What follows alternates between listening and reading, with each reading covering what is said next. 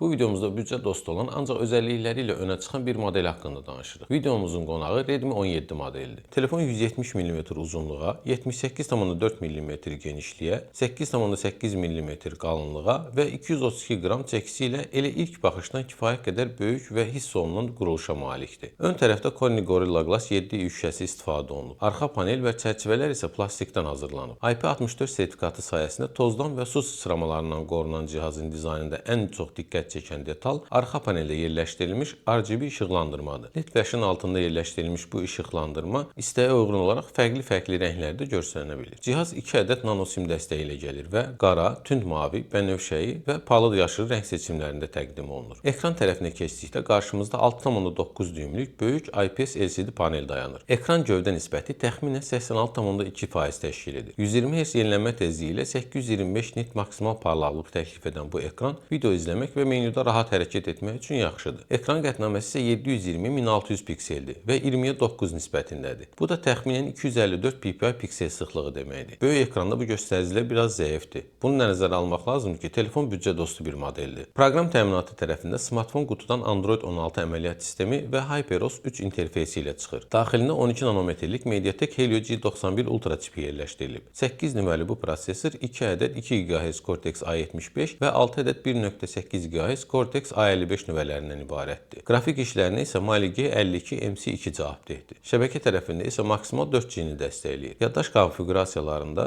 4, 6 GB RAM və 128, 256 GB variantları mövcuddur. Yaddaş texnologiyası eMMC 5.1-dir. Həmçinin paylaşılan sim yuvası vasitəsilə microSD kartı ilə yaddaşı artırmaq mümkündür. Kamera imkanlarına baxdıqda arxa tərəfdə 50 megapiksellik f1.8 diafraqmalı fazalı avtofokuslu əsas kamera və köməkçi obyektivdən ibarət ikili kamera sistemi yer alır. İşıqlandırma üçün LED flash və HDR funksiyaları mövcuddur. Ön tərəfdə isə 8 megapiksellik f2.1 selfie kamerası var. Həm ön, həm də arxa kameralar 1080p keyfiyyətində 30 kadr sürətli video çəkmə imkanına malikdir. Səs və digər qoşulma imkanları baxımından cihaz kifayət qədər zəngindir. İki tərəfli stereo dinamiklər və 3,5 mm-lik quraqlıq girişi saxlanılıb. Simsiz bağlantılarda isə AC dəstəkli Wi-Fi, Bluetooth 5.4 və NFC dəstəyi mövcuddur. Həmçinin LED modellərində çox gördüyümüz infraqırmızı port da bu telefonda qorunub saxlanılıb. Təhlükəsizlik üçün yan tərəfə inteqrasiya olunmuş barmaq izi skaneri də yerləşdirilib. Smartfonun ən böyük üstünlüyü şübhəsiz ki, onun batareya tutumudur. Burada 7500 mAh tutumlu silikon karbon batareya istifadə olunur. Cihaz 45 Watt simli sürətli şarjı dəstəkləyir və 96 dəqiqə tam 100% dolur. Ən diqqət çəkəni isə 22,5 Watt gücündə tərs simli şarj dəstəyidir ki, bu da telefonu digər cihazlar üçün güclü bir powerbank kimi istifadə etməyə imkan verir. Büdcə dostu olaraq təqdim olunan Redmi 17 modelinin əsas özellikləri bunlardır. Böyük ekranı, normal kamera çəkilişi və əsas olaraq da